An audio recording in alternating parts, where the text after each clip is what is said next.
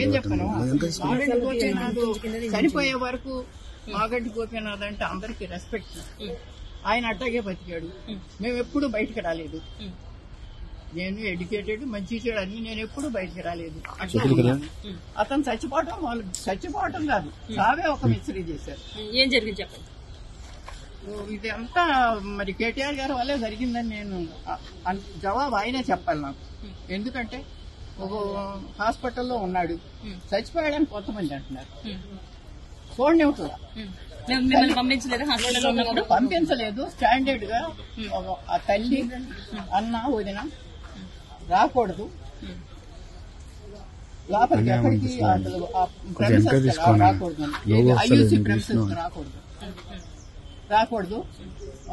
వస్తే ఏమవుద్ది తల్లి వస్తే తర్వాత అక్కడ ఉన్న వాళ్ళకి కూడా ఏమి ట్రీట్మెంట్ జరుగుతుందో వాళ్ళకి చెప్పొద్దు. అసలు జబ్బు చేసిందే నాకు తెలియకుండా హాస్పిటల్కి తీసుకెళ్ళిందే నాకు తెలియదు.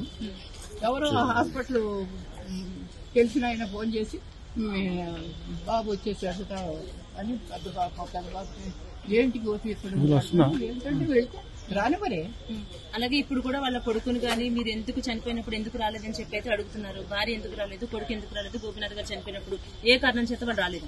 వాళ్ళు ఏ కారణం చేత రాలేదు మరి ఊర్లో ఉన్నదాన్ని అన్నీ అంటే ఇప్పుడు వాళ్ళ అబ్బాయి చెప్తున్నాడు బెదిరించారు మమ్మల్ని, వాళ్ళ అబ్బాయి అంటున్నారండి బెదిరించారు మమ్మల్ని, ఆ బెదిరింపుల వల్ల నేను రాలేదు, నేను యుఎస్ లో ఉన్నాను అంటున్నారు. కావచ్చు, అబ్బాయి యుఎస్ లో ఉన్నాడు కావచ్చు. ఎందుకంటే నేను ఇంట్లో ఇక్కడ పిల్లడు అక్కడ ఉండంగానే ఇంకా చనిపోయాడో లేదో తెలియదు, వెంటిలేటర్ లో ఉన్నాడు. ఒక్కసారి చూస్తానంటేనే నన్ను కన్న తల్లిని, ఆడికి 63 ఏళ్లు, నాకు 92 ఏళ్లు.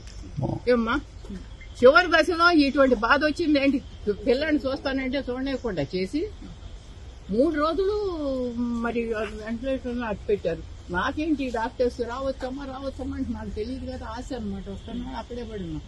ఈ కేటీఆర్ గారు ఒకసారి వచ్చారు, వచ్చినప్పుడు అయ్యా నన్ను ఇటు రానివ్వట్లేదు కొంచెం చెప్పాయంటే గమ్మని తలుపు మూసుకుని వెళ్ళిపోయాడు. కానీ అయ్యో వస్తాను చూస్తాను ఏంటమ్మా అని మాట కూడా అడగదు ఆయన.